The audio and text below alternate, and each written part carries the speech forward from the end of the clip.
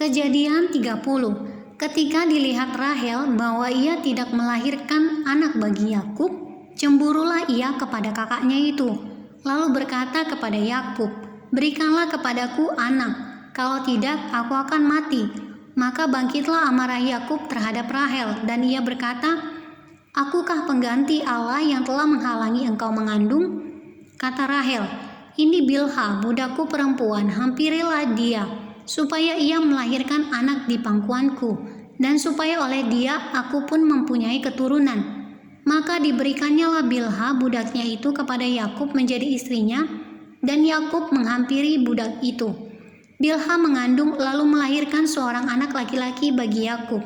Berkatalah Rahel, "Allah telah memberikan keadilan kepadaku, juga telah didengarkannya permohonanku dan diberikannya kepadaku seorang anak laki-laki. Itulah sebabnya ia menamai anak itu Dan.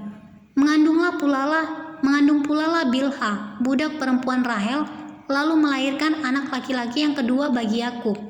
Berkatalah Rahel, "Aku telah sangat hebat bergulat dengan kakakku, dan aku pun menang." Maka ia menamai anak itu Naftali. Ketika dilihat Lea bahwa ia tidak melahirkan lagi, diambilnya Zilpa, budaknya perempuan, dan diberikannya kepada Yakub menjadi istrinya. Dan Zilpa budak perempuan Lea melahirkan seorang anak laki-laki bagi Yakub. Berkatalah Lea, "Mujur telah datang." Maka ia menamai anak itu Gad. Dan Zilpa budak perempuan Lea melahirkan anak laki-laki yang kedua bagi Yakub. Berkatalah Lea, "Aku ini berbahagia, tentulah perempuan-perempuan akan menyebutkan aku berbahagia." Maka ia menamai anak itu Asher. Ketika Ruben pada musim menuai gandum pergi berjalan-jalan, didapatinya lah di padang buah Dudaim. Lalu dibawanya kepada Lea ibunya. Kata Rahel kepada Lea, "Berilah aku beberapa buah Dudaim yang didapat oleh anakmu itu." Jawab Lea kepadanya, "Apakah belum cukup bagimu mengambil suamiku? Sekarang pula mau mengambil lagi buah Dudaim anakku?" Kata Rahel, "Kalau begitu biarlah ia tidur dengan engkau pada malam ini sebagai ganti buah Dudaim anakmu itu." Ketika Yakub pada waktu petang datang dari padang, pergilah Lea mendapatkannya sambil berkata, "Engkau harus singgah kepadaku malam ini, sebab memang engkau telah kusewa dengan buah Dudaim anakku." Sebab itu tidurlah Yakub dengan Lea pada malam itu. Lalu Allah mendengarkan permohonan Lea. Lea mengandung dan melahirkan anak laki-laki yang kelima bagi Yakub. Lalu kata Lea, "Allah telah memberi upahku karena aku telah memberi budakku perempuan kepada suamiku." Maka ia menamai anak itu Isakar. Kemudian Lea mengandung pula dan melahirkan anak laki-laki yang keenam bagi Yakub. Berkatalah Lea, "Allah telah memberikan hadiah yang indah kepadaku. Sekali ini suamiku akan tinggal bersama-sama dengan aku karena aku telah melahirkan 6 orang anak laki-laki baginya." Maka ia menamai anak itu Zebulon. Sesudah itu ia melahirkan seorang anak perempuan dan menamai anak itu Dina. Lalu ingatlah Allah akan Rahel. Allah mendengarkan permohonannya serta membuka kandungannya. Maka mengandunglah Rahel dan melahirkan seorang anak laki-laki. Berkatalah ia, "Allah telah menghapuskan aibku." Maka ia menamai anak itu Yusuf, sambil berkata, "Mudah-mudahan Tuhan menambah seorang anak laki-laki lagi bagiku." Yakub memperoleh ternak.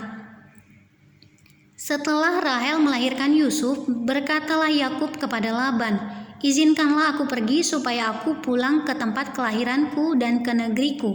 Berikanlah istri-istriku dan anak-anakku yang menjadi upahku selama aku bekerja padamu, supaya aku pulang, sebab engkau tahu betapa keras aku bekerja padamu."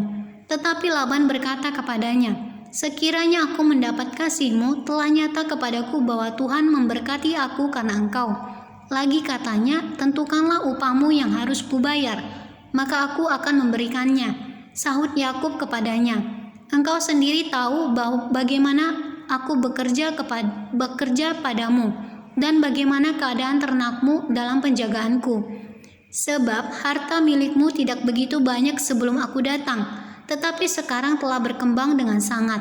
dan Tuhan telah memberkati engkau sejak aku berada di sini.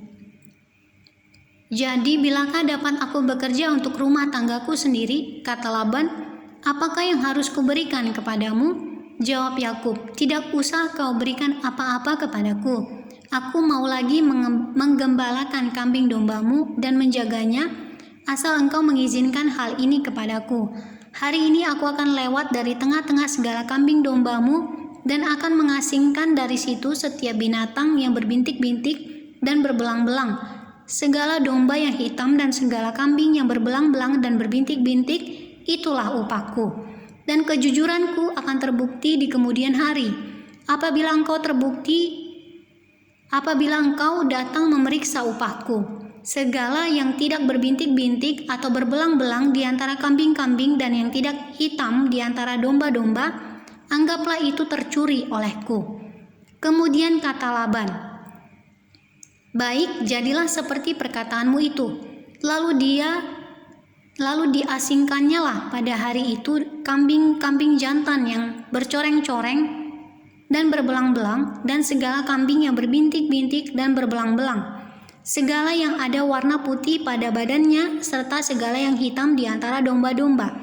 Dan diserahkannya lah semuanya itu kepada anak-anaknya untuk dijaga. Kemudian Laban menentukan jarak 3 hari perjalanan jauhnya antara dia dan Yakub. Maka tetaplah Yakub menggembalakan kambing domba yang tinggal itu. Lalu Yakub mengambil dahan hijau dari pohon hawar, pohon badam, dan pohon berangan. Dikupasnya lah dahan-dahan itu sehingga berbelang-belang, sampai yang putihnya kelihatan. Ia meletakkan dahan-dahan yang dikupasnya itu dalam palungan, dalam tempat minum kemana kambing domba itu datang minum, sehingga tepat di depan kambing domba itu. Adapun kambing domba itu suka berkelamin pada waktu datang minum. Jika kambing domba itu berkelamin dekat dahan-dahan itu, maka anaknya bercoreng-coreng, berbintik-bintik dan berbelang-belang. Kemudian Yakub memisahkan domba-domba itu. Dihadapkannya kepala-kepala kambing domba itu kepada yang bercoreng-coreng dan kepada segala yang hitam di antara kambing domba Laban. Demikianlah ia beroleh kumpulan-kumpulan hewan baginya sendiri, dan tidak ditempatkannya pada kambing domba Laban. Dan setiap kali apabila berkelamin kambing domba yang kuat, maka Yakub meletakkan dahan-dahan itu ke dalam palungan di depan mata kambing domba itu, supaya berkelamin dekat dahan-dahan itu. Tetapi apabila datang kambing domba yang lemah, ia tidak meletakkan dahan-dahan itu ke dalamnya. Jadi hewan yang lemah untuk Laban dan yang kuat untuk Yakub.